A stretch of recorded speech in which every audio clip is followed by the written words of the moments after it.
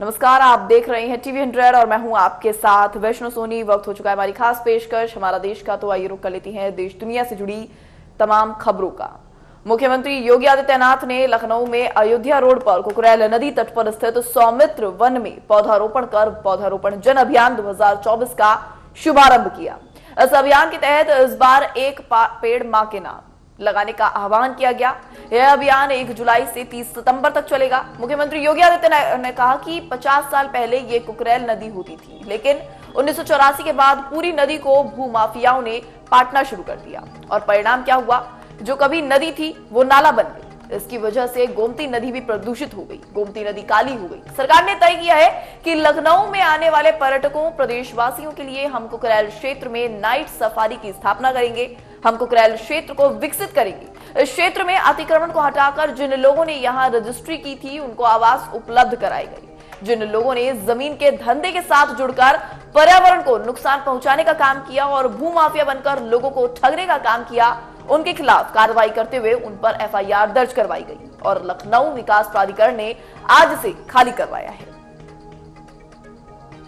और आज यहाँ पर एक कुकरेल नदी, जो कभी एक नदी हुआ करती, आज से 50 साल पहले कुकरेल से एक नदी निकलती हुई गोमती नदी में मिलती थी। लेकिन 84 के बाद इस पूरी नदी को अपने स्वार्थ के लिए भूमाफियाओं ने पाटना प्रारंभ किया और परिणाम क्या हुआ? जो कभी नदी थी वह फिर नाला बन गया और फिर वह उन बस्तियों के ड्रेनेज को उड़ेलने का एक माध्यम बन गया। उसने एक नदी को तो मारा ही मारा, लेकिन साथ साथ गोमती नदी को भी प्रदूषित करने का काम किया। तो वहीं माइक्रोसॉफ्ट की तकनीकी समस्या के कारण दूसरे दिन भी हवाई सेवाएं प्रभावित हुई हैं। हवाई अड्डों के बाहर यात्रियों की लंबी कतार देखने को मिली। हवाई अड्डों के बाहर यात्रियों की लंबी कतारें लगी रहीं और सरकार का कहना है कि नागरिक उड्डयन मंत्रालय की ओर से जारी बयान के अनुसार जल्दी व्यवस्था दुरुस्त कर दी जाएगी। माइक्रोसॉफ्ट क्लाउड आउटेज की वजह से दुनिया भर में बैंकिंग और उड़ान सेवाओं पर असर देखने को मिला। तो वहीं शुक्रवार सुबह से इसकी वजह से कई संस्थान के काम भी ठप्प पड़ गई। हालांकि माइक्रोसॉफ्ट इसको ठीक करने की कोशिशों में जुटा हुआ है। एयरपोर्ट पर यात्रियों को भी परेशानी हो रही है, ऐसे में उड़ान रद्द हो गई। एयरपोर्ट पर यात्री यहां से वहां भटकते दिखाई दे रही हैं। दोबारा उड़ान की प्रतीक्षा में यात्री एयरपोर्ट पर ही टहलते नजर आ रही हैं। छत्रपति शिवाजी महाराज अंतर्राष्ट्रीय हवाई अड्डे पर भी यात्री की काफी भीड़ नजर आई, जो उड़ान शुरू होने की प्रतीक्षा कर रही हैं। वहीं माइक्रोसॉफ्ट की खराबी से उड़ान संचालन प्रभावित होने के कारण चेन्नई अंतर्राष्ट्रीय हवाई अड्डे के बाहर लोग कतार में खड़े हुए दिखाई दिए।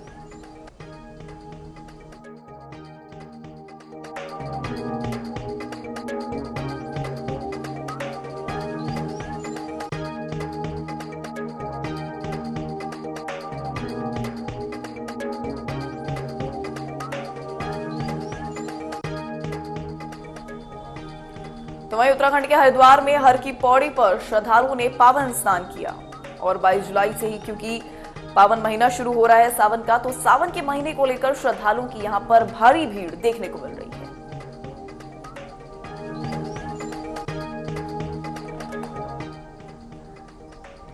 तो वहीं अमरनाथ यात्रा तीर्थ यात्रियों के लिए एक और जत्था जो है वो रवाना हो चुका है। कड़ी सुरक्षा के बीच ये जो जत्था है पंता चौक यात्रा बेस कैंप से बालटाल और पहलगाम मार्गों के लिए रवाना हुआ।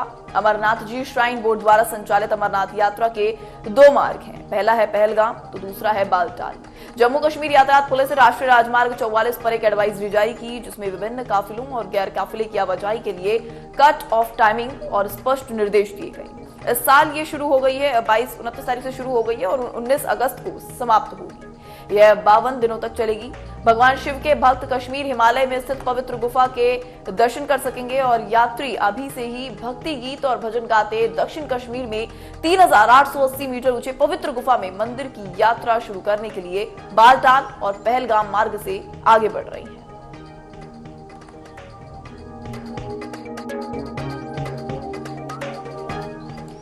तो वहीं आम आदमी पार्टी ने अरविंद केजरीवाल के स्वास्थ्य को लेकर तिहाड़ जेल प्रशासन और भाजपा पर गंभीर आरोप लगाने के बाद अब दिल्ली के उपराज्यपाल वीके सक्सेना ने दिल्ली एलजी दफ्तर ने मुख्य सचिव को पत्र लिखा है, जिसमें अरविंद केजरीवाल की सेहत को दिल्ली के उपराज्यपाल वीके सक्सेना ने दिल्ली के मुख्य सचिव को एक पत्र लिखा, जिसमें कहा गया कि हाल ही में आम आदमी पार्टी के नेताओं, सांसदों और मंत्रियों ने दिल्ली के सीएम की तबीयत को लेकर जेल प्रशासन पर गंभीर सवाल उठाए थे। बाद में प्रशासन ने इसका जवाब भी दिया था, जिसमें उन्होंने कहा है कि अरविंद केजरीवाल डॉक्टर्स के बताए गए डाइट चार्ट को फॉलो नहीं कर रहे हैं। वो जानबूझकर लो कैलोरी डाइट का सेवन कर रहे हैं। इसी कारण से केजरीवाल का वजन कम हो रहा है। आपकी जो वरिष्ठ नेत्री हैं आतिशी और सांसद संजय सिंह ने हाल ही में कहा था कि केजरीवाल कोमा में भी जा सकती हैं। उसमें पहले पार्टी नेताओं द्वारा केजरीवाल का वजन कम होने का दावा किया गया था, तो वहीं जेल प्रशासन ने खंडन भी किया था इस बात का।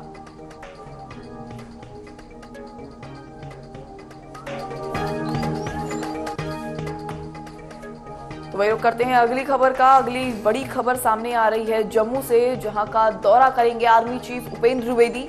सुरक्षा स्थिति का जायजा लेंगे, टॉप कमांडर्स के साथ बैठक करेंगे और आतंकी घटनाओं को लेकर आगे की रणनीति पर भी बात करेंगे। थल सेना अध्यक्ष जनरल उपेंद्र द्विवेदी आज जम्मू का दौरा कर वहां की सुरक्षा स्थिति की समीक्षा करेंगे। उन्हें सुरक्षा बलों द्वारा उठाए जा रहे क्षेत्रों के बारे में फॉर्मेशन कमांडरों द्वारा जानकारी दी जाएगी।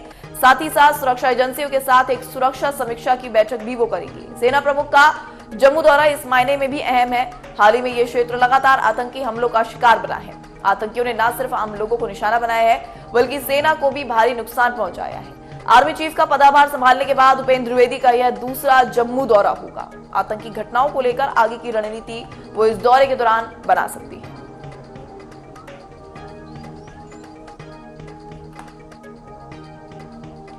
तो वहीं टेस्ला के सीईओ और अरबपति एलन मस्क ने प्रधानमंत्री नरेंद्र मोदी को सोशल मीडिया प्लेटफॉर्म एक्स पर दुनिया में सबसे ज्यादा फॉलो किए जाने वाले नेता बनने पर बधाई दी। पीएम मोदी को एक्स अकाउंट पर 10 करोड़ से ज्यादा लोग फॉलो करते हैं। प्रधानमंत्री अपने एक्स हैंडल पर राजनेताओं से मुलाकात और कार्यक्रम की तस्वीरों को शेयर भी करते रहती हैं। साथ ही वो कई सारे कार्यक्रमों की भी जानकारी देते हैं।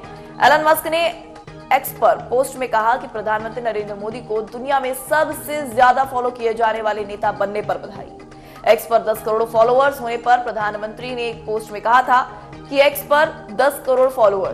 पीएम मोदी की इस तरह ही बड़ी संख्या में फॉलोअर होने वाले विश्व के अन्य नेताओं में अमेरिकी राष्ट्रपति जो बाइडेन और तुर्की के राष्ट्रपति रेसेप तैयब एर्दोगन शामिल हैं। दुबई के शासक शेख मोहम्मद और पॉप फ्रांसिस भी ज्यादा लोग पीएम मोदी को फॉलो करती हैं। मोदी के 2.5 करोड़ सब्सक्राइबर और 9.1 करोड़ से अधिक फॉलोअर्स के साथ यूट्यूब और इंस्टाग्राम पर प्रभावशाली उपस्थिति रखती हैं।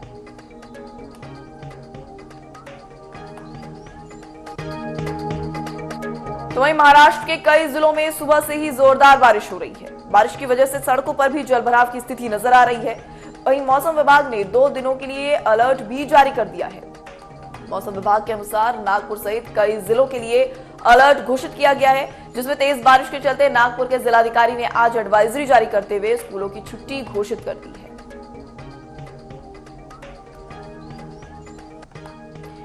यूपी विधानसभा का मानसून सत्र 29 जुलाई से शुरू होगा। 29 जुलाई से शुरू होने वाला है प्रदेश का विधानमंडल सत्र। मानसून का यह सत्र 4 से 5 दिन तक चलेगा, जिसमें सत्ता पक्ष भी विशेष रणनीति के तहत उतरेगा। मानसून सत्र में सरकार को घेरने की तैयारी इस बार विपक्ष की पूरी नजर आ रही है। वहीं विपक्ष जो है वो किसानों, बेरोजगारी और जातीय जनगणना के मुद्दे पर आक्रामक होता नजर आ सकता है।